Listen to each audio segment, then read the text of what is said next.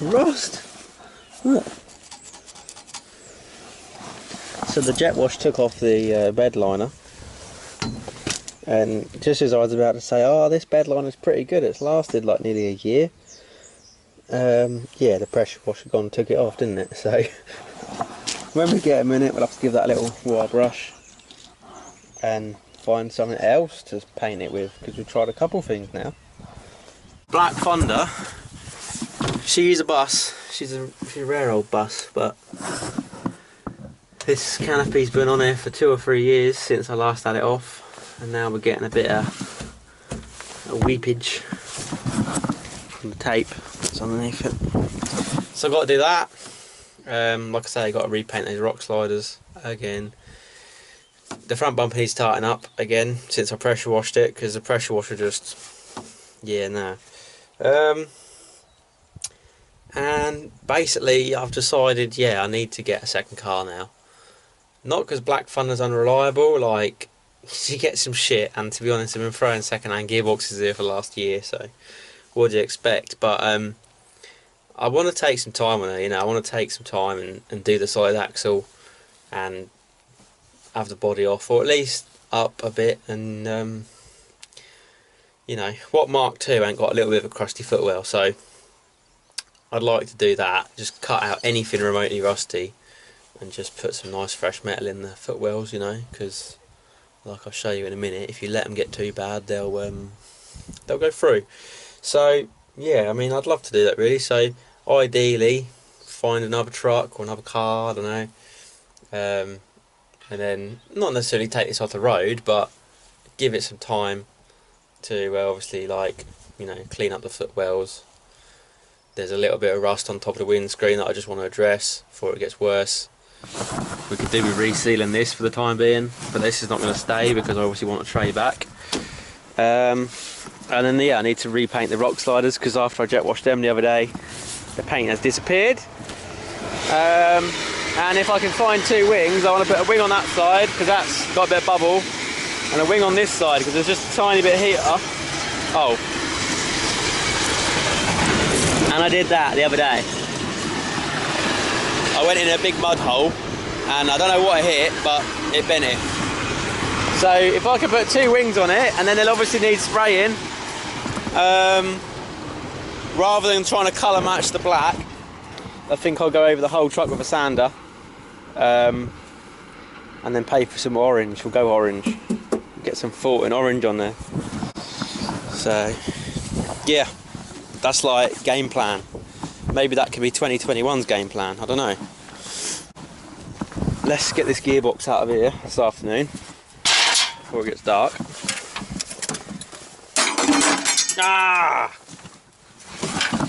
So this has been, yeah, it's had a few parts off of it. So the prop's obviously been nicked, the rear prop's been nicked, the bell housing's been nicked, the sticks have been nicked.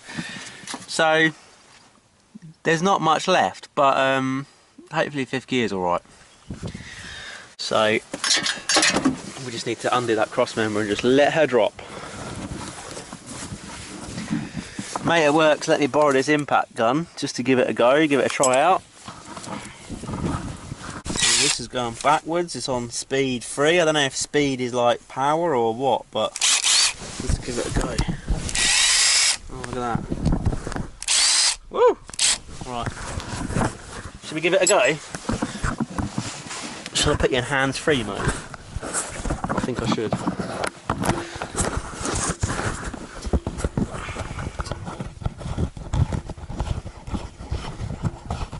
I've got to be quick about this because the sun's going to set in about 20 minutes. And I want to get this box out and in the garage. And maybe even partly tore down tonight.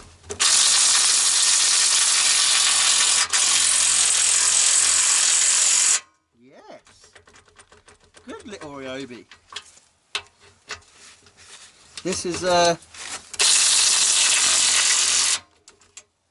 borrowed off a mate because I ain't got all my airlines with me, so I can't get, you know, 90 metres, 120 metres from the workshop down to the truck at the moment with the hoses I've got on me. So long story, but they're elsewhere.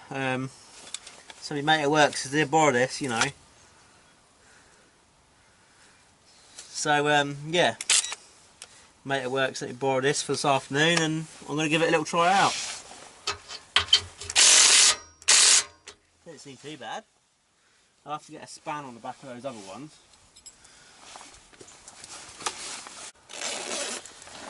Oh, you can't! Fuck! Rear-ended the fucking wheelbarrow.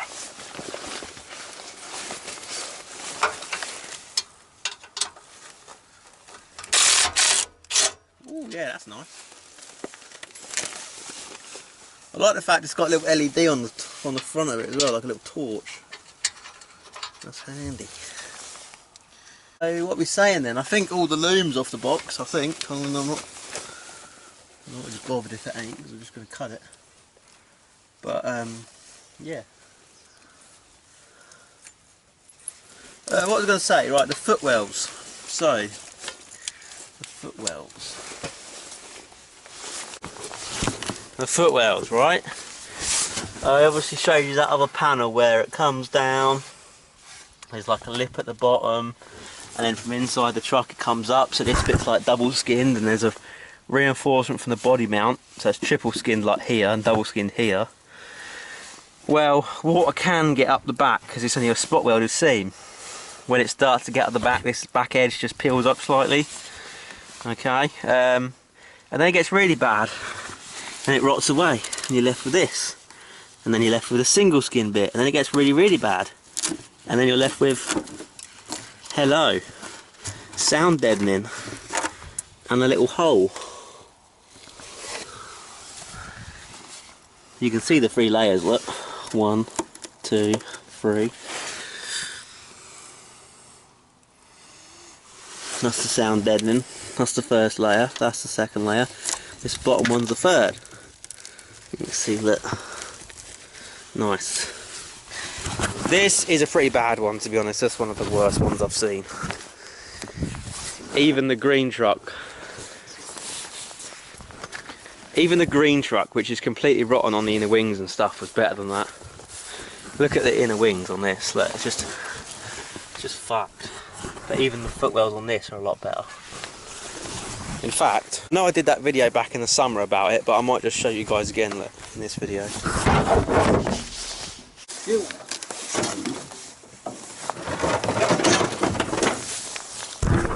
Bit of a balancing act there, but look at that. Little bit of like peelage and rot in there.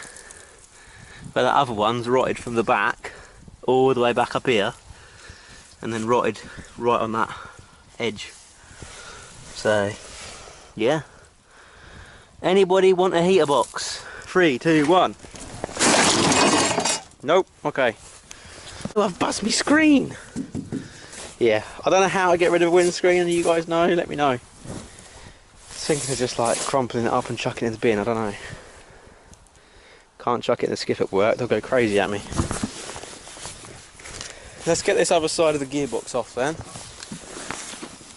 and then we'll have a play. Ah! Ryobi power.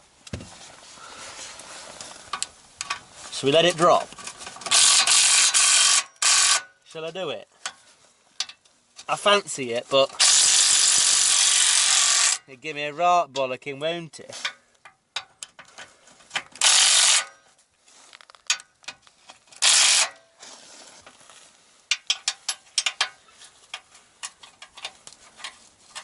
It's been on my to-do list for like a week, and I've been avoiding it because every night I come down here it's pitch black. And I'm like, oh, I'll do it another day, you know. But no, I need to get on it. I need to just get this gearbox rebuilt, and then I can put some real miles on it, because I'm not going to lie, I don't want to go too far. You know, I don't want to go to Lowestoft or somewhere. Just in case I'm like, oh fuck, killed it proper, and then I've got to get AA ride home or something, you know. Because let's face it, that was just my luck. But no, once I've got this gearbox switched over, a 5th put in it, Basically, I've got a weekend planned. Sounds bad, the weekend planned, because it's not a weekend at all, it's work, but Ranger working's down Lowestoft. So, yeah, and then I'm tying that in with, I've got 4 weeks now till I start my new job, so I'll try and get, you know, all my bits sort of finished off at Paragon. Get all my shit out there, because I've got like tons of little bits that I've just collected over the years and thought, oh, I'll take that into work, you know. It's like a spare diff, spare front crown wheel, all sorts of shit. I was like, oh, you know, I'll measure that up when I get a rainy day and see what other gears we can fit in the front diff. Maybe we can fit a Suzuki front locker in the front of it, blah blah blah, you know, like trying to suss things out basically. But I've got loads of stuff there, so what I'm trying to do is tie up, like taking everything home and getting it sorted, doing a few jobs on my truck and that. I've got to fix my push bike as well, because the plan is I'm going to start push biking to work, and just like, you know, do a few jobs. So do this thing down Lowestoft with Sam, get his Mark 1 all tuned up, major service, clutch, all this stuff on it. Car, look at that! This is going to come in handy. I'm definitely going to get one of these, but I don't know if I'm going to get the Ryobi. I might. I'm not going to go Milwaukee, I'm not made of money, but Charlie did show me a Makita. It's got 1700 Newton meters on it, but the only thing is, it's like, you know, 200 quid or something just for a unit, and then the battery's more. Whereas the DeWalt one seemed quite good. I noticed one of you guys recommended on the last video, DeWalt. It's like 120 quid plus a battery, and that's 1000 Newton meters. So it's decent.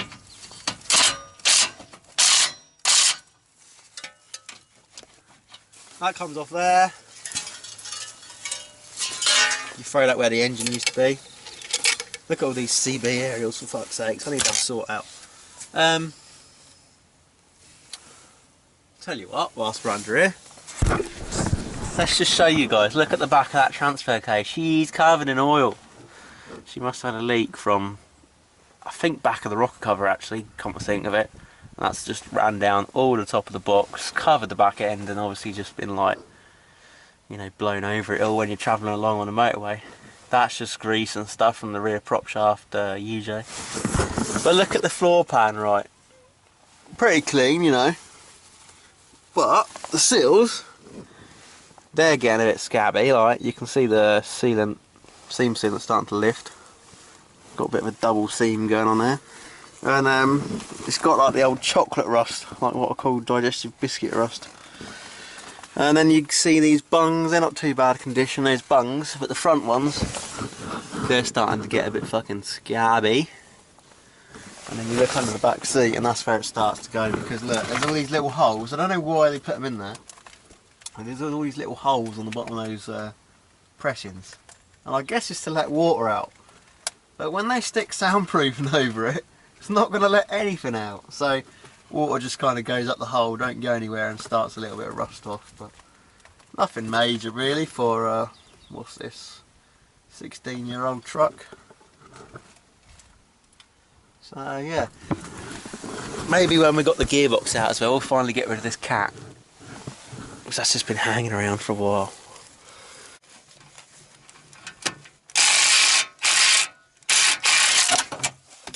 There we go, look. Oh, yeah, turns out there's still a transfer case lever in there. Whoops.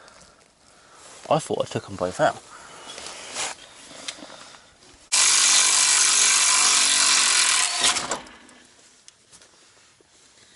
There you go.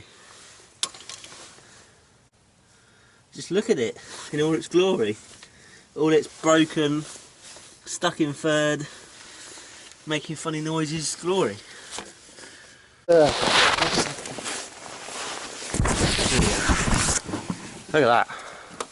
Someone's been a bit cheeky and sprayed over something. Oh look, and body filler. Body filler on a sill, come on. What are you guys doing? But the chassis alright.